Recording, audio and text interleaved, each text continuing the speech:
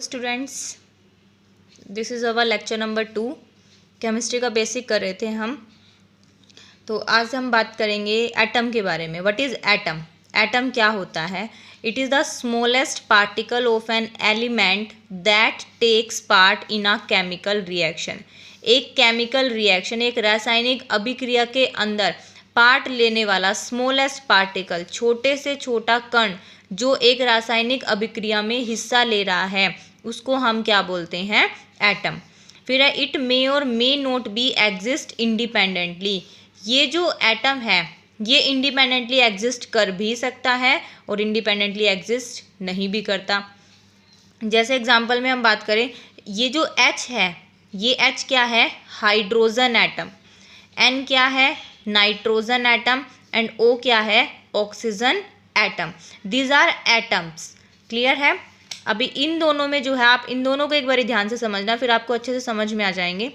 परमाणु, अगर हम एटम की बात करें तो एटम को हिंदी में क्या कहते हैं? परमाणु।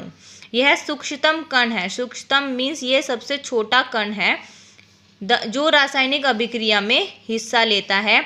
यह स्वतंत्र अवस्था में रह भी सकता है और नहीं भी रह सकता। तो एग्जाम्पल्स वही होंगे, हाइड्रोजन, नाइट्रोजन और ऑक्सीजन। These are atoms. ये क्या है? अणु हैं, एटम्स हैं।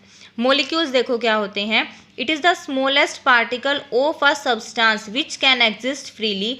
दोनों में डिफरेंस देखो। वहाँ हमने बोला था कि it is the smallest particle which may और may not be exist independently.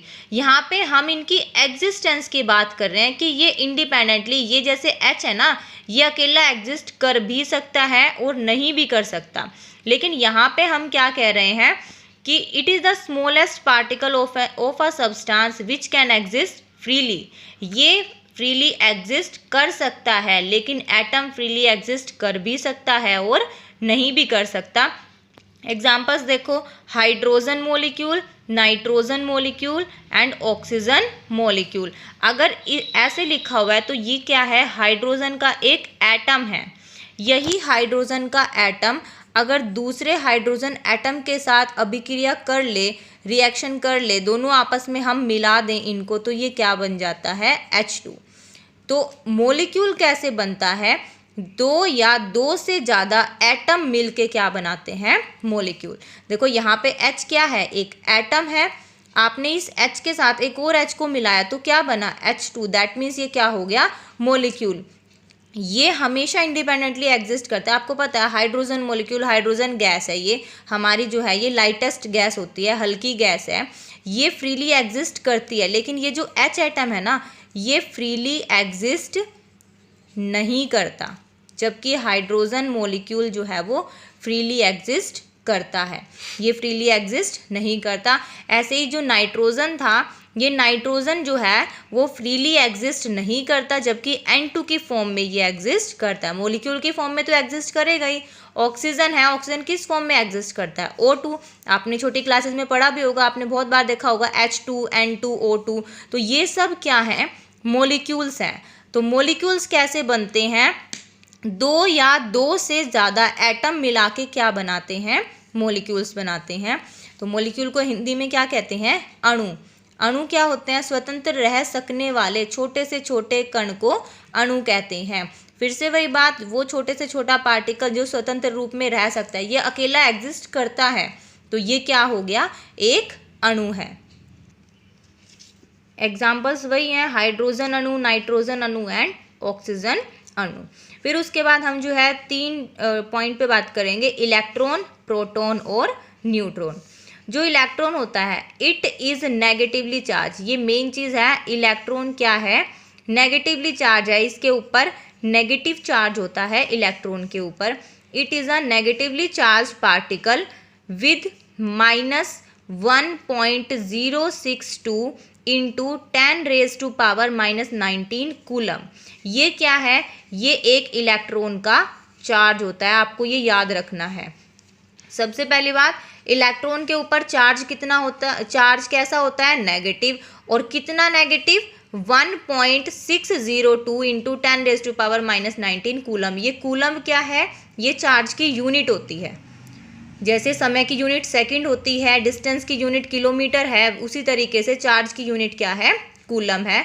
तो इलेक्ट्रॉन क्या हुआ, नेगेटिव चार्ज पार्टिकल जिसका चार्ज कितना है 1.062 इंटू 10⁻⁻19 कूलम एंड मास, और मास कितना है इसका 9.1083 इंटू 10⁻⁻31 kg।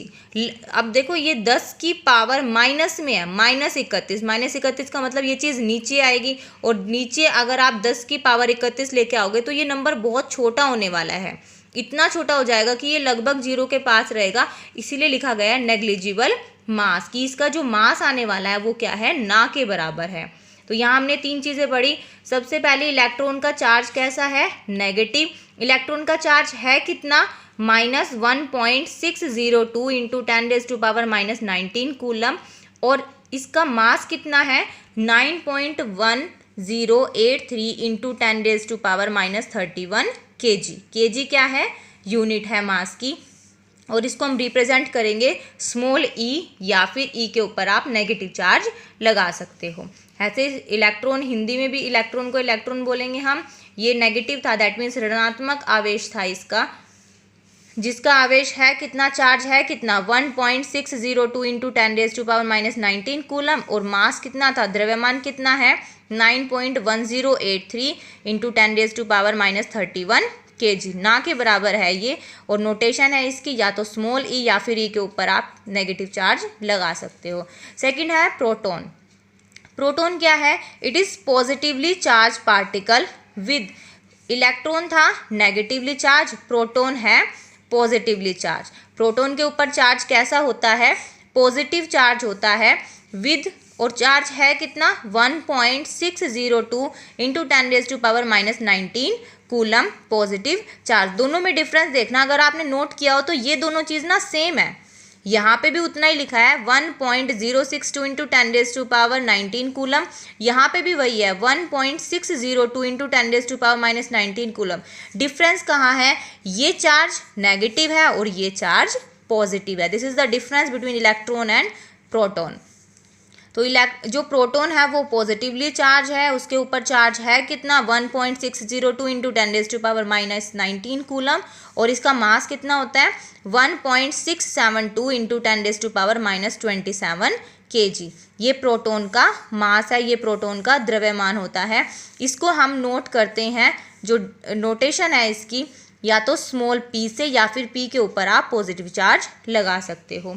तो प्रोटॉन क्या था, धनात्मक आवेश होता है, पॉजिटिव को धनात्मक बोलते हैं, चार्ज को आवेश बोलते हैं। प्रोटॉन क्या है, एक धनात्मक आवेश कण है जिसका आवेश, जिसका चार्ज कितना है 1.602 इंटू 10⁻⁻19 कूलम, और उसका मास कितना है, द्रव्यमान कितना है 1.672 इंटू 10⁻⁻27 kg। इसे जो है हम स्मॉल p या फिर p के ऊपर पॉजिटिव चार्ज के द्वारा हम डिनोट करते हैं। Third one is neutron.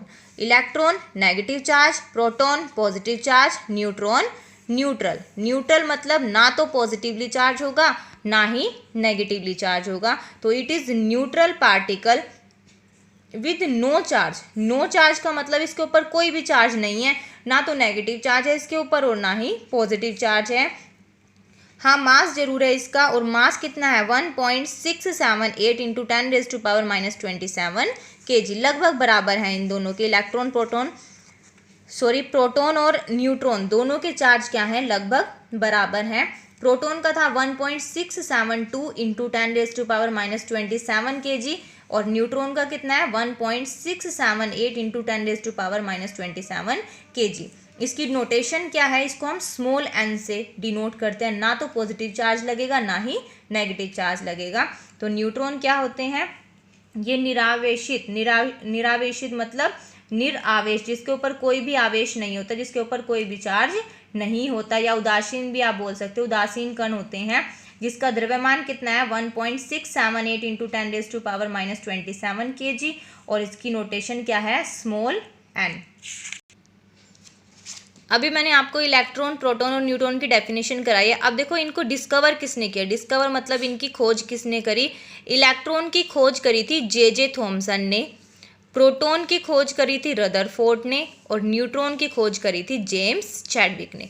ये तीनों नेम आपको लर्न होने चाहिए। इलेक्ट्रॉन को डिस्कवर किया था जे थॉमसन ने, प्रोटॉन को डिस्कवर किया था रदरफोर्ड ने और न्यूट्रॉन को डिस्कवर किया था जेम्स चैडविक ने। उसके बाद बात करते हैं हम atomic number. What is atomic number? Atomic number क्या होता है? परमाणु संख्या हम किसे कहते हैं? तो एटॉमिक नंबर क्या है? Number of proton in an atom. एक एटम के अंदर जितने भी प्रोटॉन्स होते हैं वही क्या होता है? उसका एटॉमिक नंबर। एटॉमिक नंबर क्या हुआ? एक एटम के अंदर जितने भी प्रोटॉन हुए, जैसे एक एटम के अंदर अगर 10 प्रोटॉन है तो वो क्या हो गया? उसका एटॉमिक नंबर 10 हो गया। 50 है तो उसका एटॉमिक नंबर 50 हो गया। एक एटम के अंदर जितने भी प्रोटॉन्स होते हैं वही उसका क्या बन जाता है? Atomic number. जो नोटेशन है, डिनोट करते हैं हम एटॉमिक नंबर को कैपिटल Z से डिनोट करते हैं। कैपिटल Z से हम डिनोट करते हैं एटॉमिक नंबर को। जैसे कार्बन का एटॉमिक नंबर कितना होता है? 6। ये मैं आपको नेक्स्ट लेक्चर में इसकी एक टेबल बनवाऊंगी, वहाँ से आपको ये लर्न कर लेनी है कि इसका कितना एटॉमिक नंबर होता है। नेक्स्ट लेक्चर में आपको इसकी जो है एक टेबल मिलेगी। तो कार्बन का एटॉमिक नंबर कितना हुआ? 6। परमाणु संख्या क्या है? परमाणु संख्या बराबर किसके होती है? परमाणु में स्थित प्रोटॉन की संख्या। जितने भी एक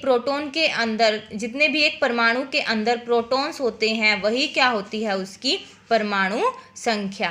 और इसको हम डिनोट किससे करते हैं? Z से। कार्बन की परमाणु संख्या कितनी है? 6। जो कार्बन है उसके अंदर परमाणु संख्या 6 का मतलब कार्बन के एटम के अंदर कितने प्रोटॉन्स मिलेंगे? 6।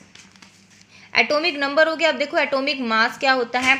एटॉमिक मास क्या है? Atomic mass is equals to number of proton plus number of neutrons.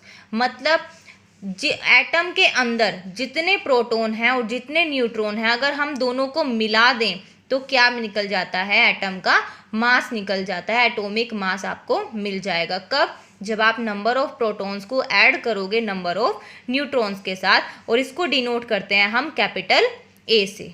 जो नोटेशन है एटॉमिक मास की उसको डिनोट करेंगे हम कैपिटल A से। तो एटॉमिक मास ऑफ कार्बन कितना होता है? 12। एटॉमिक नंबर था 6, एटॉमिक मास कितना आएगा? 12। यहाँ से आप ये मत सोचना कि हमेशा इसका डबल होता है, हमेशा इसका डबल नहीं होता। ठीक है। अब देखो परमाणु द्रव्यमान, एटॉमिक मास को हिंदी में बोलते हैं परमाणु द्रव्यमान। परमाणु द्रव्यमान क्या होता है? प्रोटॉन की संख्या प्लस न्यूट्रॉन की संख्या। कहाँ पे होनी चाहिए? ये एटम के अंदर। एक परमाणु के अंदर जितने भी प्रोटॉन या जितने भी न्यूट्रॉन होते हैं ना, दोनों को अगर हम मिला दें तो क्या मिल जाएगा हमें? परमाणु द्रव्यमान, हमें एटॉमिक मास मिल जाएगा। कार्बन का परमाणु द्रव्यमान कितना है? 12 है। जनरल नोटेशन देखो, यहाँ पे एटम का सिंबल आएगा।